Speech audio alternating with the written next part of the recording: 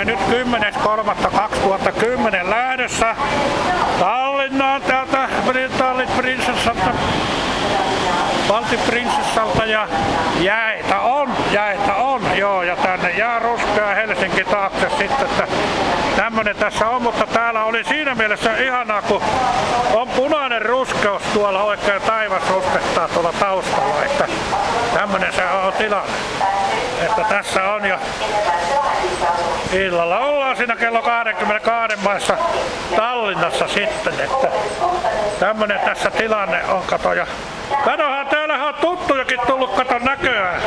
No mitä se Urskikin on tänne joutunut? Urski on joutunut laivaan. Sä oot tullut näköään katsomaan tuohon Baltic Princessaa katon kanssa, joo. Tarkistetaan Tallink Prinsessa tällä matkalla. Kyllä, joo, näin on. Mutta Ana, ihana tuo taivaanranta. Tuolla, punainen. Että tämmönen tässä tilanne on ja tässähän on tokko jo ilta on, kato 18.30 lähti tää laiva lähtee, että kato, voidahan tästä katsoa vähän tätä, mitä täällä on täällä ja kirkkaat valot vaan paistaa täällä.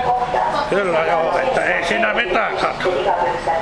Että tämmönen tässä tilanne on, kato, että näin se on. On, kato, tämmönen, hei. Laiva kiihtyy kaiken aikaa. Joo, painoppa tosta kattoo minuakin vähän ja enää painele mitään. No niin. Joo, että tämmönen, joko se on. Joo, kunnossa, kuule, me ollaan tässä menossa Tallinnaan. Tässä oiva itse, juuri lähtötunnelmissa. Tallinnaan menossa, joo, että ei siinä mitään, kato. Että tämmönen tässä on tilanne. Pyöritetään tätä kameraa vielä vähän se. Nythän me häivytään tästä Tallinnaan kohta.